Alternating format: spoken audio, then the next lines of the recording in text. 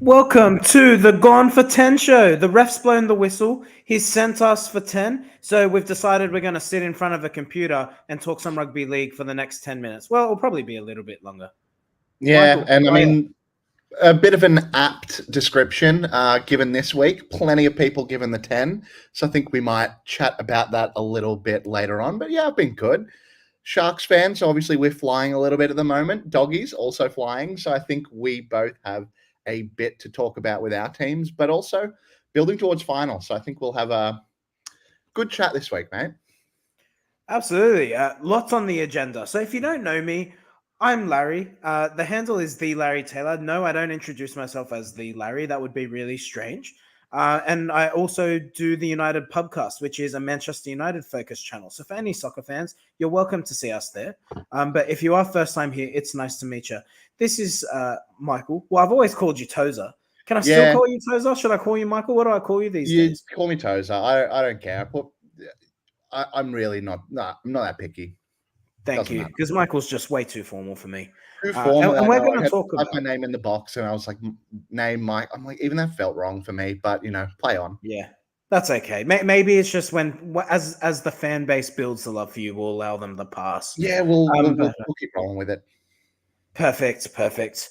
Look, we're going to talk there's lots of talking points coming out of round 25. As you can see by the thumbnail, Stephen Crichton smack bang in the middle. Why? Because the Bulldogs are the talk of the town. They're in the push for top four. But he's been suspended. He will miss the Bulldogs' next two games, I want to say. So he will have a nice little break on the eve of the finals, but we'll talk about that. We'll talk about all the sin binning that's occurred over in Manly in the game against the Tigers. Did that lead to the result or not? We'll talk about it. Are Dogs pushing for top four? Let's look at the results. Melbourne Storm, they're coming first, but do you believe they're genuine title contenders? We will talk about all this in the next 30 minutes or so. So let's not waste any more time. Tozer, let's Yeah, so I start guess with we'll let's kick off start with the with the first game, right? let's start with the Bulldogs, please. I Let's can't start with help okay, myself. typical.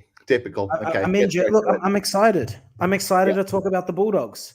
yeah, as you should be. 34 34-18 against the New Zealand Warriors. And Looked a bit look, it was shaky a there. hairy start, Yeah, but they came into the game. They came into the game, and it's their fifth win in a row. Are the Bulldogs the form team of the competition? well, it's hard to argue against it, right? Like, given the way that they've been playing, especially defensively. Granted, you've got Melbourne, you've got the Roosters who are also flying, and maybe we don't judge them the same way, but certainly the surprise team of the competition, no one would have had them in the eight, let alone sniffing the top four this late into the season. So, yeah, it's been good to see. Like, after a rough couple of years, I mean, you should surely be over the moon. Belmore's going absolutely insane. So it's great to see. Have you been working on your belly dancing? No, I wouldn't. I wouldn't do that. I'm too white for that. I can't. Like, I can't do that. I'll leave that up to everyone else. Yeah, that's probably a good idea. Uh, Safe. look, the Dogs have had such a fascinating season, and I think it is worth looking at. Not in too much depth because we do have a lot to talk about, but you have to. I even have to say, as a fan, I had no expectation of top eight, let alone a top four push. And before I ask you the inevitable top four question, as your Sharks sit pretty now in the top four, the minimum expectation for me was be competitive, just Yeah, compete, be in and around the top eight battle. for sure. Um, how do you reflect as someone who is not a Bulldogs fan on what they've done? Well, I think it's quite an interesting one, right? Like, obviously, bringing in a big name like Stephen Crichton was huge, but there's also massive question marks over someone coming from Penrith and whether or not they're going to have the same level of impact coming from a system that's been so dominant to a Bulldog side who, quite honestly, kind of struggled to score points. Didn't know if that would really help their attack. I think also you get those questions over, do you want to pay a center that much money? How much impact are they really going to make? Should they be addressing their spine? So, I mean, there were huge question marks on their recruitment. Crichton was obviously locked and loaded, absolute gun, but a lot of talk about, is their forward pack big enough? Are they bringing in too many utility players? Is Sherry, is he going to be a good option? What has he been doing? Guys like Connor Tracy, who, as a Sharks fan, killed me that he had to leave. But good to see him earn his spot. And people talk about buy of the year and rarely hear his name come up. But to be playing fullback at that level as someone who wasn't a first grader is phenomenal. So, like, their recruitment and the players that they've chosen to bring in, again, Josh Curran, another guy, kind of slept on as to how good he's been this year. It's been, you couldn't possibly imagine that they'd go on this kind of a run. Yeah, agreed. Josh Curran's a really good point. I think what they've done with the pack size that they have, uh, the Bulldogs punch above their weight week in, week out. And the most impressive part of that has really been that they're kind of playing to the NRL rules. I feel that because there's so much emphasis on ruck speed and quick 100%. play the balls, that having a more mobile pack is actually proving advantageous. Oh, without a doubt. And not to kick Para while they're down, but I think you can look at the other side of it and look at a pack that has a lot of those bigger bodies that doesn't necessarily have depth or flexibility. And I think the successful teams are the ones who have gone with that younger, more agile pack, or at least can run numbers through there. And the Dogs have kind of identified that and really, really run with it. Like, again, jumping back on Josh Curran, like, I remember talking to Dogs fans about that buy, and I'm like, that is an awesome buy. But their perspective is, why do we want a bench forward from the Warriors? I'm like, I don't think you understood how good the Warriors pack was last year. And he could have easily started at any comp, but he's just stuck behind really, really good middle forwards. And now he's kind of got that opportunity to show what kind of impact he can have on a game. And yeah, it's not just him either. Like, I mean, credit to Sam Hughes coming in as a rookie to be able to play just a role, but at the same time, like, he's there to play those hard minutes at the start of the game. Max King, one of the most underrated forwards in the comp. I think, again, Max King. Oh yeah. I got some things to say about Max King, but he completely slept on. Don't hear his name when it comes to rep footy, but I think would not be out of place. Like, there are a lot of guys in that team who just, I think, have been underrated by the community at large because they're not, I was going to say a big team, but the Dogs, when they're flying, they are one of the biggest teams. So maybe now's the time to get their flowers and we start to see those kinds of players start to get acknowledged. Call me biased. I think they are the biggest team in the NRL. I think when the Bulldogs are successful, I don't think there is a more vibrant, engaged fan base and or advertisement for rugby league. Financially, you won't see a fan base that is more loyal, that will turn up. No, that's it. And I'm not saying that as a Bulldogs fan, but I can say that as a man with a Lebanese background, our community, our heritage around partying. We also have good food, all those types of things. But, I think just as a culture, we like to come together. We like to celebrate. And there is something in enjoying the moment. I've seen some critics around the parades and the celebrations at Belmore as of late. I don't have an issue with it. I mean, rugby league fans are, and as someone who follows European football, rugby league fans are some of the most mundane fans you will find. Right? It's all very boring. Insert club name, clap, clap, clap, all that nonsense. So it's actually nice to see a bit of flavor out of Belmore. So I'm all for it. Oh, 100%, man. Like, I think you could point to other clubs that I guess are bigger. Like, you could look at the Broncos, but I don't really know what the Broncos have as a culture as opposed to being the Brisbane team. Where I've never been to Brisbane. Have you? I've been to Brisbane. I hate Brisbane, but Am I missing much? absolutely not. If There you you like go. sitting in traffic and getting Uber surge charges, I then got you to love do that Brisbane. here. But nah, well, it's even worse there. So yeah, Yeah, right. go figure. But I think, yeah, Brisbane are obviously a huge club, but they just have a monopoly on a city that lives and breathes rugby league.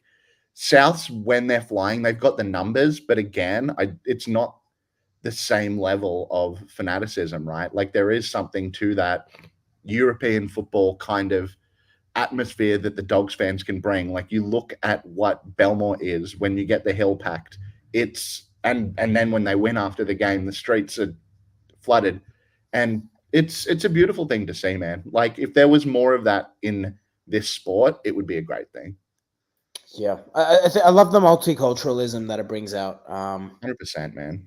But yeah. All right, here's the obvious question. So we will talk about the Sharks, but I do Yep. have to ask you this question. Will the Yeah. Bulldogs finish in the top 4?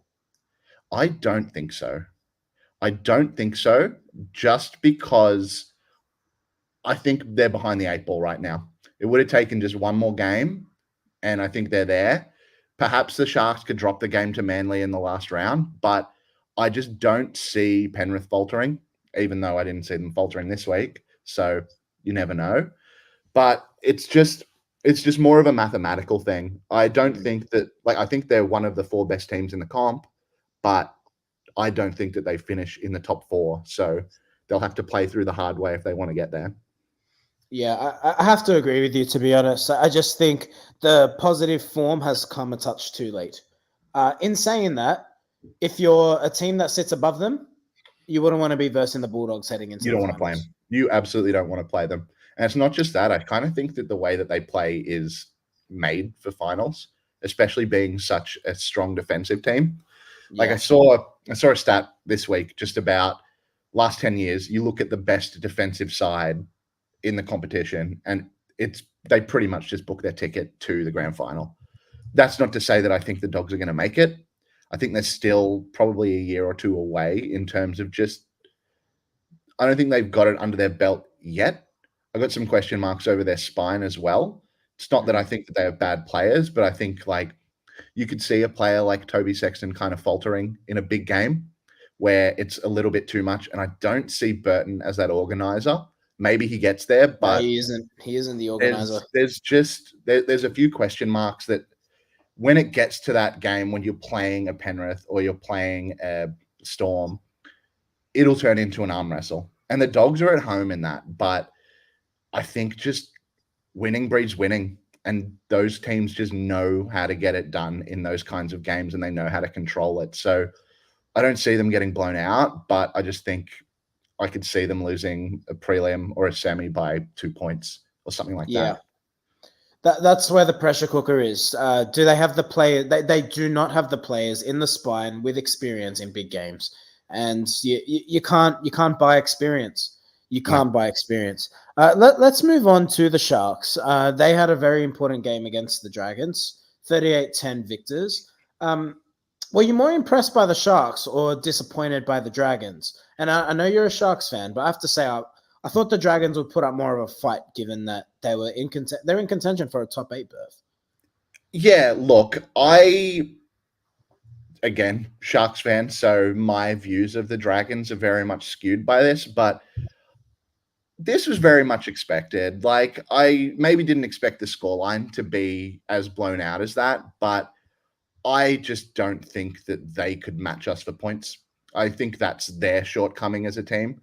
Again, what they've achieved, very similar to the Bulldogs, they would have been written off bottom 4 of the ladder, just like not an incredibly impressive list. And I think they can build on that. I think Flano is an incredible coach, but I just don't think that they have the troops right now. And yeah, watching the game, it just, once the pressure was pulled and it was like the Sharks started to get away, the game was just done. And I don't think that the Dragons right now have that team to just get in that kind of gritty contest. They're good in those open games, but I don't know. Like, again, very cynical Sharks fan. I don't want to sound overconfident about it, but I didn't expect anything different than this. Even with a depleted squad, I just think there's a class between the top, let's say, 5 teams in the comp and then the rest. And this game was a perfect example of it. I just think very expected outcome. But yeah, I can go on about my thoughts about the Sharks. I mean, I don't think we're a top 4 team, but we'll finish in the top 4. That just comes down to, again, bodies and who we're going to have there.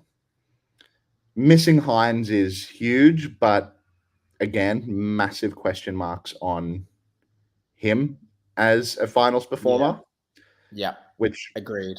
we can touch on that once we get to that point of the season, if he's even there. But yeah, it's still happy we won, and we'll see how we close it out. But As you should be. Being a Williams-Knight. Sharks fan is about being negative and cynical and never believing your team's gonna really do anything. So You that's were always you were there live when they won their first comp. I was, and we had an incredible squad back then, which this team is not. I think we have great juniors and we've got the pathway now that didn't quite exist in those years. But you look at the top level talent versus the top level talent now, we don't have a Ben Barber. We don't have an Andrew Fafita. We don't have a Maloney, Lewis, Graham, like that caliber of player, Gallen, like Ennis, those yeah. names are all rep players. Those guys are top level players. And God, I love Cam McInnes, but at the same time, like he's a toiler. He's not Yeah, and he also has a winning the missing game when tooth, you're so there's that. a couple, but yeah, he's a good old fashioned rugby league player. Won't say a bad word about him, but I just think we do it He played Origin through. this year. That blows my mind. He did, and I think he did a good job. And getting dropped was harsh, but the right call for the Blues. So it is what it is. Yeah, I'm with you on the Sharks. I think everyone talks about the sexy clubs, about what they do well. In terms of the Storm, everyone raves on about their setup. The Roosters, everyone raves on about how they're set up. And the Bulldogs are starting to receive similar praise. Penrith, obviously, with an amazing junior nursery. I will say on the Panthers, it was just mismanaged before. I think if anyone even got it half right, they were always going to see the success that they're seeing now. Of course. But I think the Sharks, to their credit, with a much smaller junior base, have done really well in creating strong pathways to ensure that even with salary cap constraints, they've got the next player coming through. 100%, man. And that's a testament to kind of what they're doing in Newtown as well. You look at the squad and it's just got Jets DNA all through the lineup. Anytime someone dropped out, there would just be someone to step in and do an incredible job. I mean, I was talking about Connor Tracy before. The guy was a first grader. Like, he was a first grader who was just stuck behind high level outside backs who you couldn't really justify dropping. So he'd come in and just plug gaps and do an awesome job. But then once Mulatalo or Kennedy or Ramian are healthy, where does he go? And I guess the answer was to reserve grade. And it's great that he found his spot, but you work your way through that team. The Sharks aren't really buying players. They're just bringing players through, which is kind of the ideal setup. That's what every club should aspire to be doing, but not every club gets it right. Yeah, not 100%. Melbourne Storm. Now, okay, so the Storm win 48-6, and they secure the minor premiership in that. Instead of boring people about the game, I've got this big question mark over the Melbourne Storm, and I want you to tell me if I'm crazy or not. Okay, because I'm already thinking why, but go on. Look, it could be because I grew up in the era of seeing Cooper Cronk, Cameron Smith, Billy Slater. Prior to that, Greg Inglis. Prior to that, Adam Blair before he went to the Tigers and threw his career away. They had brilliant squads of players. Salary cap dramas aside, I look at that team on paper now, and I'm never convinced. Yes, they've got their brilliant players. Their spine, particularly, is highly impressive. But I always look at them on paper, and I get this feeling of they're the most consistent team, but are they the most brilliant team when the pressure's on? And their history in winning premierships since they have lost those key players will tell you no, they are not capable of winning a competition. Sure, but is that just because Penrith are so good? Like, I mean, I wouldn't say that they've really had any massive failure of a season. Like, they've still been what they are. And I think the thing that blows my mind is you kind of look at what's happened to them this year, and you've had Pap miss some games, Munster missed pretty much half the season, if not more. And those would be two of their key players, but they've just managed to get it done. Like, they're bringing, and they do it all the time. Every time there's a key player in the spine out, it's just like, where the hell did they find Nico Hines? Where the hell did Wishart's been incredible when he's popped in. It's just, they just find a way to plug those gaps and then someone steps up. And then this year it was Jerome Hughes, who could very well win the Dally M medal. Like, given how pivotal he's been game to game for them, I wouldn't be shocked to see that. And when they were flying, like that was part of it, where they had multiple different players win Dally M's in different years and different seasons when they were tested, someone else would step up and show why they are at the peak of their position, at the peak of the league. And they're just doing it again. I don't disagree with what you're saying about their list not looking incredible. You can kind of look at it and go, oh, is their pack that incredible? Probably not on an individual player basis. And are their outside backs that incredible? Not really. But what do they got to do? Like, rugby league's a very simple game.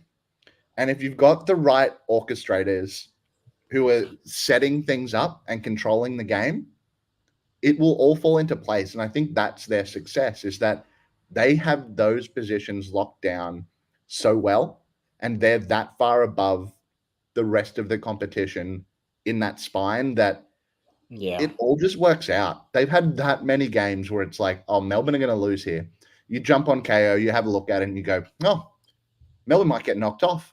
And then they just win by 4 or they win by 6. It's like, oh, okay, well, didn't happen. And right. that's their bread and butter for like, what, 15 years? Yeah, it is. And you're right on Jerome Hughes. I think his game's gone to another level this season, and perhaps that's why you're seeing the success of Melbourne. And already this season, 12 tries, 18 tries. I mean, 12 tries for a halfback. It's pretty impressive. 18 try assists, 12 line break assists. And how many has he just put Katoa over for just untouched, just on his outside? It's like not a bad gig running off Jerome Hughes, man. Like, sets him up pretty well, I reckon. I feel like if I ran off Jerome Hughes, I'd still find a way to have my guts. You could find a couple of tries in a season, I reckon. Well, you have more faith in me than I have in myself. But look, they've sewn up the minor premiership. Just give me a yes or no answer. Are Melbourne your favourites to win the competition? If there's a grand final tomorrow, is Melbourne the team you see lifting the trophy? No. Ooh, okay. No. This might be a good segue into the Sydney Roosters. 48-22 victors. Who did they verse? I can't even remember now. Gold Coast. Yeah. Yeah, it was the Gold Coast. Poor Gold Coast. What was it, 3 weeks ago? A lot of talk about them making the 8 and off a cliff. They never do. They're just... I know. Yeah. I mean, we don't have to go too deep into Gold Coast's anatomy. Oh, definitely not. No one cares. But let's talk about... No one cares, but to lose players of the substance of Tino and Brimson for the whole year, that any team loses 2 players like that, they're just not going to be competitive. 100%. Especially if their list isn't really that strong to begin with. So I think they did really well to get to the spot where they were, and then they just ran into a bulldozer. So yeah, they did. And we're not talking about David Fafita. But Roosters, 48-22. Look, the critics have been out on the Roosters pretty much all season. We get a bit of hope and a few signs that suggest they're ready to kick on, and then it's just never come together. They're in a good run of form now. They look like they've found their groove. Can the Roosters win the comp in 2024? Have you seen enough? Absolutely. They're just another one of those teams where I think this is a different Roosters team, when now they are that high-flying, high-scoring team, and they will win games by just running away with the game, and then they can just lock it up. We've seen it with every Robbo team that they've had. They will just get in that arm wrestle and say, score on us. And now they can just say, outscore us as well. So this is what makes them, I think they're my favorites this year. Really? Again, we'll have to see what happens with their pack and who will be available in finals. But you just look at the names when you run through it, right? Like you're talking about the Storm and not being impressed with their list. Run through the Roosters team. Is there a name that you can pick off that list and say that I don't rate them? Because I can't. It's the most star-studded. I think it is the most star-studded team. Bench being even the bench. If you look at the 1 to 17, crazy. Yeah. I mean Spencer Leniu. Exactly. Oh my goodness, I think he's the best prop in the game. I love Spencer Leniu. Wow. he's incredible. It's a big rap on him. I think he deserves to be in that conversation. But yeah, Maybe to be best bringing a prop is player of that maybe I want caliber, to say best impact prop. yeah, no, I think that's a good shout because to bring a player of that caliber off the bench is Because he can't give you the minutes, and I think there is something in that. hundred But in percent. terms of what he gives you when he's fresh, his impact is undeniable. Well, this is a bit of a fallacy that people have is like we're inclined to look at who starts and believe that those are the most important players. But we saw it with like key Melbourne runs where for the first year or two of Harry Grant's career there, they would just bring him on after 20 and he would carve teams up. And it's like, okay, is Brandon Smith a better footballer than Harry Grant? No. But for those first 20 minutes, when the game is kind of in the balance, you're just testing things out, you want a different kind of player in the game. And then Yeah. you unleash and just the game flips on its head. And Lenu, yeah, I can't really think of someone who comes off the bench and has that kind of an impact. Maybe my boy Tommy Hazelton, but we can park that one. But yeah, Lindsay it's Collins, as Angus Crichton is in the best form of his career. yeah, which is so good to see that he's been able to turn it around because Yeah, obviously I'm he happy was for him.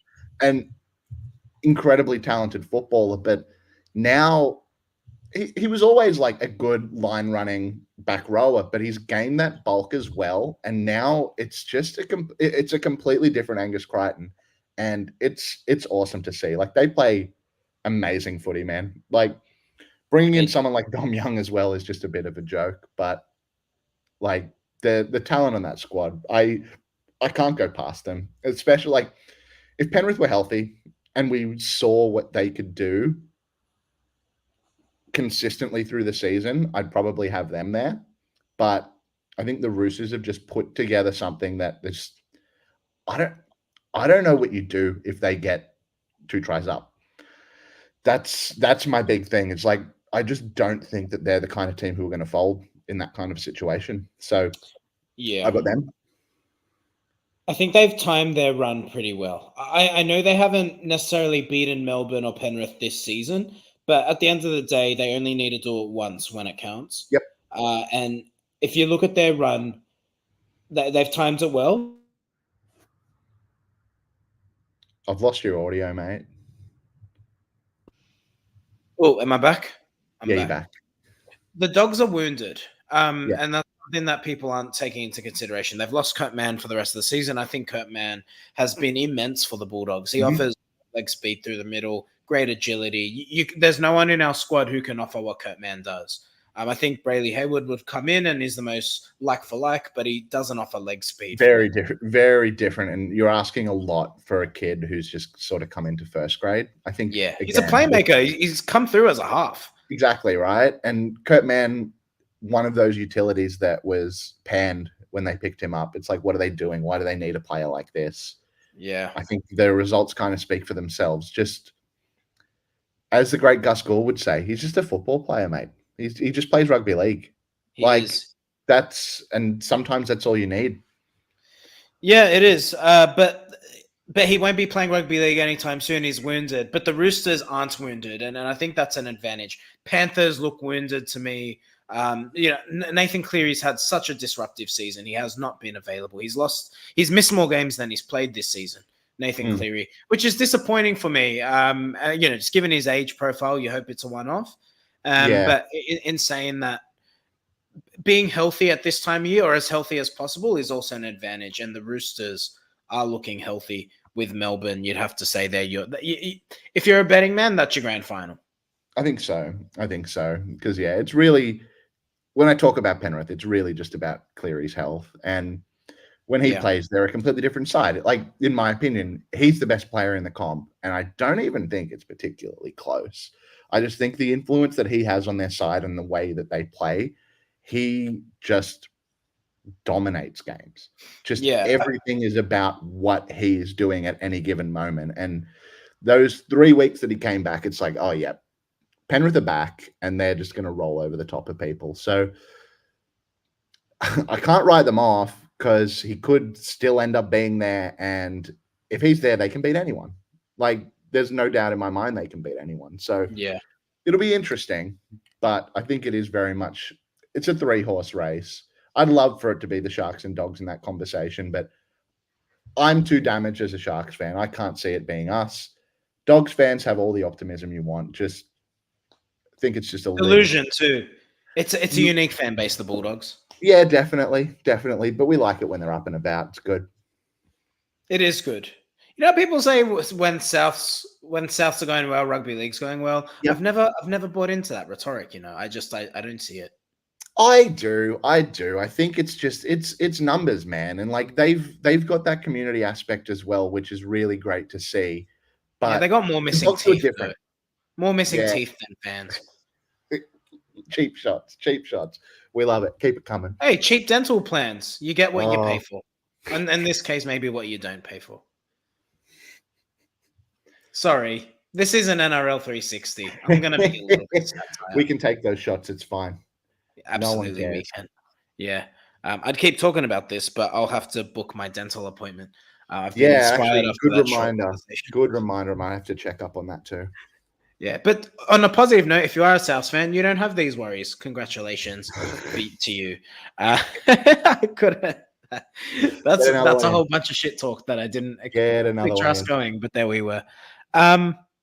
Give me your top 4 as we stand today. So what we'll do in the lead up to the finals, which is granted, we'll be on the cusp from next week. But over this week and next week, I'm going to ask you for your top 4 and your top 8, and who your favorite is for the premiership, and we're going to see if that changes week to week. Yeah. So give me on it. Who? So let's start with your top 8.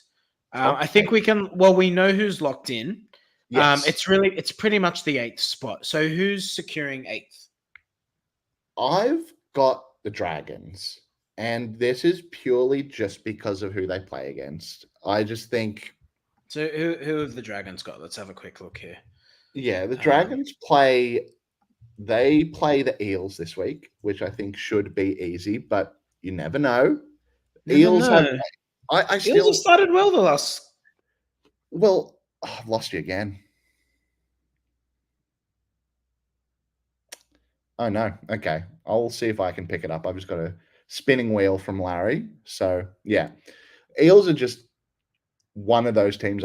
Even this year, they're at the bottom of the ladder, but I just can't look at them and think they're going to drop. I just think that they don't know what it is. It could just be the last 5 years of success, but they just seem like the kind of team that. Oh, is he back? Yeah, they just seem like the kind of team that there's still quality there, and their defensive issues are pretty obvious, but I still find it hard to tip them. Now it's just me. Okay. It's not. It's my video's just not. Yeah, you dropped out. I tried to carry it there for myself a little bit, but it didn't quite work. I need someone to bounce this stuff off. Yeah, that's fair. Your video's gone. I can hear you. Okay, well, bear with us, ladies and gentlemen. You won't get to see me as we wrap up the video, but you get to see a picture of my old co-host's display picture, that is also strange, but that's okay. If you can't see, that is one Mata in that photo. So if you're a soccer fan, there's your little bit of trivia. But so I missed. So you said the Dragons. So I know they've got the Eels in the next round, and then they wrap up with the Raiders. You would expect them to beat the Raiders. So I could get on board with that. Yeah, it's just about who they have to play against, really. Like, kind of tinkering around with the ladder predictor, and I could see Newcastle sneaking in there as well. I think they've got 2 home games against 2 beatable sides, but it just comes down to whether or not, like, if the Dragons win through, they're in. And again, given their performance this weekend, maybe that won't happen. Oh, he's back. All right. But it's just purely by the draw. I've got the Dragons there. I'd probably pick Newcastle as the better side, but just playing half a season without Ponga has undone them. So, yeah, a little bit too little too late there. I hate Jackson Hastings. Is that okay for me to say? He's one of the most. They have 2 of the most unlikable players in the NRL. Jackson Hastings Yeah. Gamble, Tyson Gamble. Oh, okay. Yeah, I can get behind that. There's a little bit of grubbery there. I understand. I like Tyson Gamble. I get why people wouldn't, but it gives me a laugh. I don't mind it. If it costs his team the game, I'm not a fan of his team, so I don't care. As a Bulldogs fan, is this the feeling that people had towards Josh Reynolds or probably Michael Ennis that I feel Maybe, towards but these two? again, you're talking to someone who just defended Tyson Gamble, so I never felt that way about them. But What you about probably Jackson Hastings? That's a pretty annoying face. I think he takes it a bit too far. maybe I just have a thing for these kinds of characters, but I love Hastings. I think he's great. Like, You it don't would think have he's been good to overcompensating see for how a they. lack of performance? Yeah, no, I know. I feel like that was a little bit harsh and more of a indicator of what the side is without Ponga. But yeah, look, I think you might have hit the nail on the head there. But I'm just going to step in for these kinds of players. We need them in rugby league. That's just my Oh, I take. love someone to hate. Love someone to hate. It's the villain's always a good thing. And again, you're talking about Mick Ennis. I'm a Sharks fan. Come on, like I'll We never love say Mick a bad Ennis. word about him. Yeah, me Never. either. He was my favorite player when he was at the Dogs. I was actually chatting to my sister. So she had to suffer as someone who didn't follow rugby league, had Yeah. to suffer watching me be a Bulldogs diehard. And I remember when the Bulldogs made the 2012 grand final. And anyway, we were chatting the other day, and she said she goes, "Oh, does Michael Ennis still play?" And I said, "Well, no, he's been retired for quite a few years. Why?" It's like, "Oh, I remember him being your favorite player." So there you go. She reminded me that Michael Ennis was my favorite player Oh, 12 years ago. he'd be up there for me too, even when he wasn't playing for the Sharks. Just love the way he'd go about it, man. Just you need If he those played in an indicators. era where Cameron Smith wasn't around, I think I think the opinion of Michael Ennis would have been different. No doubt. I think that exists for a lot of nines who played at that time. Like even Robbie Yeah. Farah's kind of victim to it Yeah. as well. Like Good you shout. it's hard to be someone who's in that shadow. Like as a basketball fan, you play when Michael Jordan's playing. If you're like a Clyde Drexler or something like that, you just kind of get forgotten by history because there was just someone who was that much better than you and won that regularly that people don't look at you the same way. So yeah, I think it's a good shout. Anyway, Jackson Hastings, if you are watching this, no hard feelings, Sorry. but I fucking I hate love you. you. I love you. And Tozer loves you, so there you go. All things are balanced in all in the world. Top four, I think we've pretty much covered that. So it'll be Storm. It'll be the Storm, the Roosters, the Sharks, and we think it'll. Who's the other one? Panthers. Panthers, yeah. Storm, Roosters, Sharks, Panthers will round up the top four. Although just cynical Sharks fan hat on here, I could see us losing to Manly in the last round. Come on, dogs. Creep in It's there. at Brookie. Top four. It's at Brookie, and God, Turbo just scares me. He's playing. He's found some form, hasn't he? He's playing unbelievable footy at the moment, man. I'm happy And for him. He's had a horrid run with injuries. I know, man. It's good to see these kinds of players come back because you want to see the best on the field. And there's a lot of doubts about would he be able to put it together? Is he the same player? And I think he's really shut that down pretty quickly because if there is anything close to a one-man team in the comp, Manly with Turbo would be close to it. Or That's hard. Newcastle. Daly Cherry Evans is some player, though. He's incredible too, but I just think Manly How about we without call them Turbo 1.5 they men? look rudderless, right? It's just they're nowhere near the same team. And No, they're not. it's beautiful to watch them when they're flying. Yeah, I hate Manly. It's just one of those clubs. Just just don't like them. Yeah, I get you. I get you. That's why I'm scared shitless, bro. I just think they could just turn up and pour 40 on you. What do you do? Like, what do you do? Well, I'll be at the Bulldogs Manly game on Friday, so if that happens, I'll let you know. Yeah, I'll be keeping an eye on it, and well, that's a big test for both of those teams, sort of sitting on the cusp of the top four, right? They both have to get through Manly. Who can they miss the 8? I don't think so. No, they're locked in, Manly. That they're guaranteed. Yeah, it's eighth or bust. yeah. Every other team has been confirmed because Okay. the gap's pretty big. If I Yeah, look at man, the we have ladder, that draw as well. if I bring up the ladder, so yeah, you got the Dogs on 34.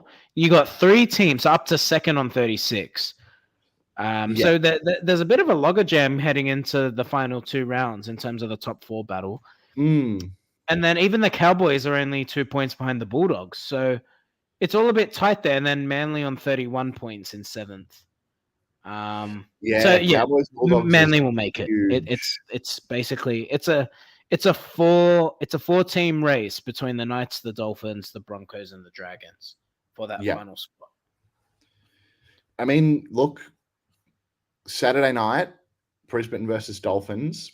That's the big one to watch this round, I reckon. I mean, Dogs and Manly obviously as well. That's got implications, and they could end up just playing each other in the first week of finals too. So maybe you don't want to get into these situations, but maybe hold some cards back. But yeah.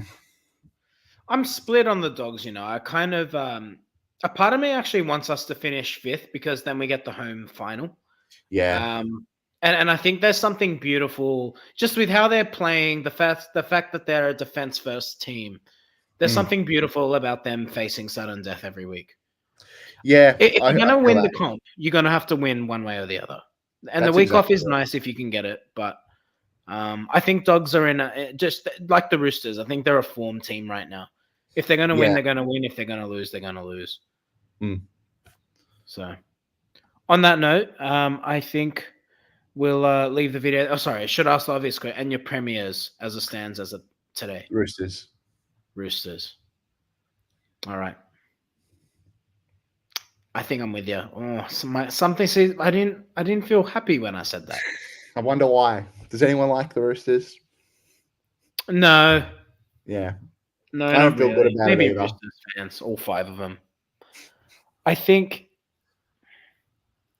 despite everything I said, I think the Storm are probably the team they will win the comp.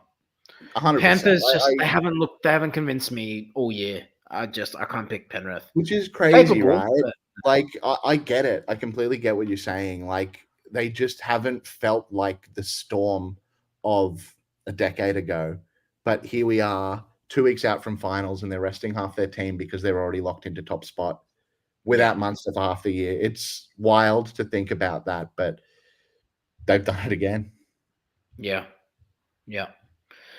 Well, I look forward to the footy week ahead. Stay tuned. We'll be bringing you content as long as Tozer doesn't get sick of me. So stay tuned. We might bring something.